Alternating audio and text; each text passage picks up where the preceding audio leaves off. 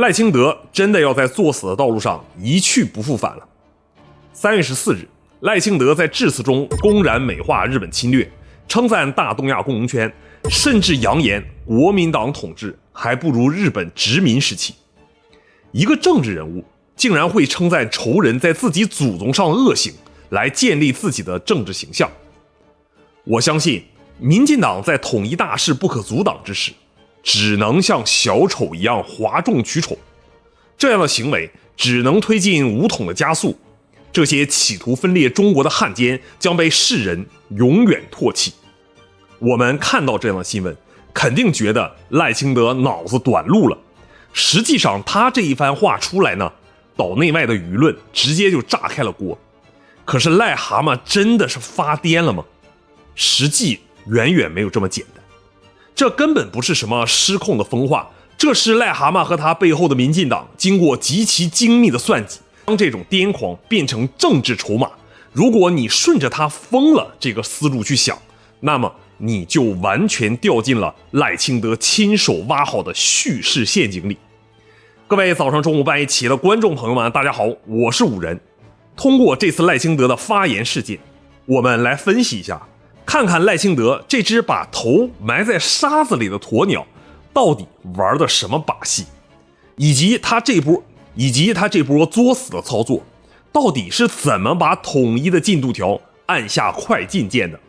时间拉回到今年3月14号啊，这一天刚好是岛内所谓的总统直选30周年研讨会。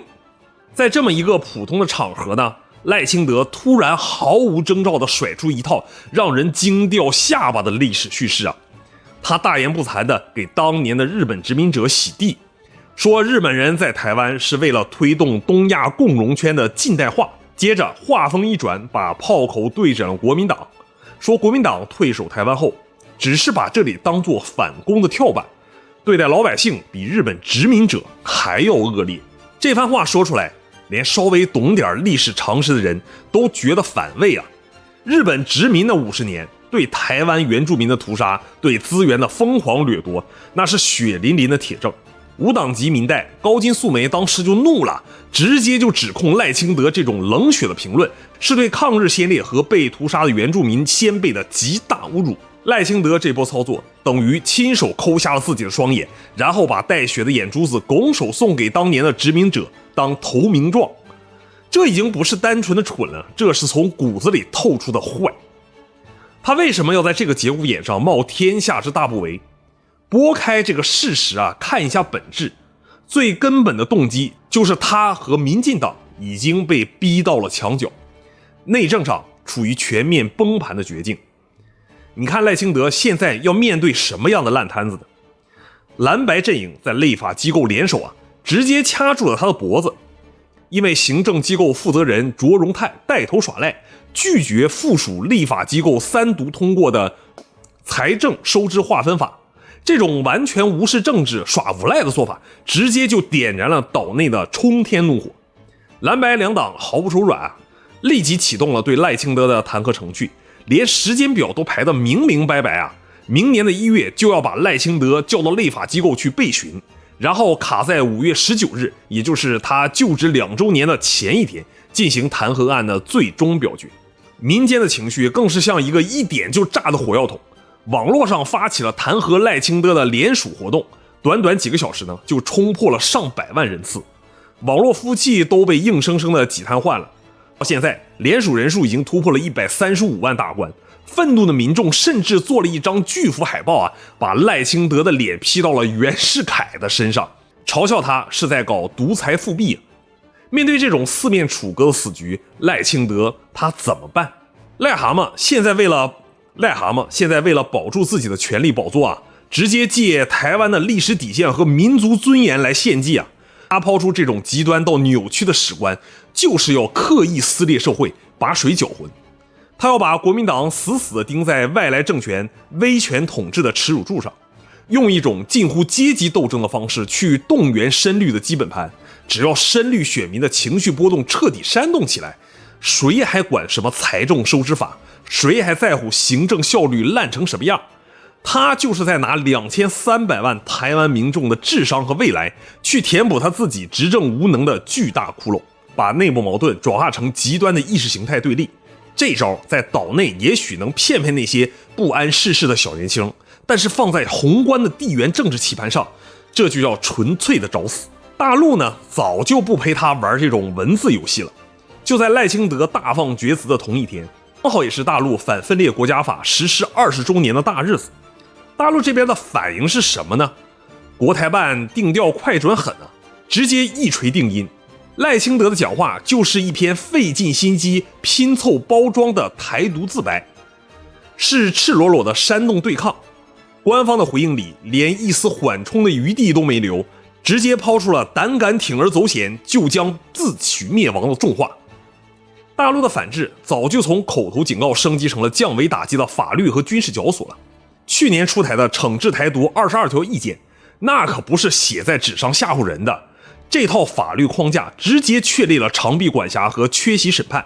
更狠的是犯罪行为处于持续状态的追诉期将不受限制，只要你上了这个单子，终身追责。现在大陆公布的台独顽固分子和打手帮凶的名单里，沈伯洋、曹兴诚这些人赫然在列大陆这招就叫做精准切割，把少数顽固派分子跟普通老百姓彻底分开，露头就打。至于赖清德搞的那些文化切香肠的小动作，比如那个所谓的中华文化总会，连底下的执委曹兴诚都嫌名字里有中华这两个字太扎眼而辞职，现在正急吼吼的想把英文名改成台湾。这种掩耳盗铃的做法，在绝对的实力面前，简直就像幼儿园过家家一样可笑啊！更要命的是军事层面的泰山压顶。你以为大陆的反制还停留在以前导弹越岛或者军舰绕台吗？格局就打开一点了。癞蛤蟆这番谬论刚讲完，央视第二天一大早就放出了解放军海陆空外加火箭军联合抢滩登陆的实战演练画面。海南号2栖攻击舰编队那种压倒性的立体投放能力，直接就怼在台独分子的脸上。这几年解放军从联合利剑系列演习到如今更具体实施战术性的海峡雷霆 2025A， 战法思路早就发生了根本性的质变。以前的思路可能就是重点练习怎么打怎么登，现在的核心思路变成了极致的封和控。演习的区域直接掐断了台湾本岛和外岛的联系，把所有的补给线、能源线锁得死死的。随便举个例子就能让岛内倒吸一口凉气。演习期间呢，针对台湾的重要港口和能源设施进行了模拟精准打击，那可是刀刀见血啊！要知道，台湾能源极度依赖进口天然气储备那是少得可怜满打满算也就够用个10天半个月。之前的军演呢，台湾中油自己买的液化天然气运输船台达2号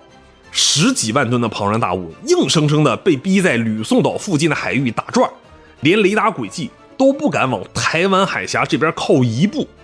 外籍船长更精明一看这个阵势，直接就拒接订单只要解放军海空联合风控一展开，不需要发一枪一弹，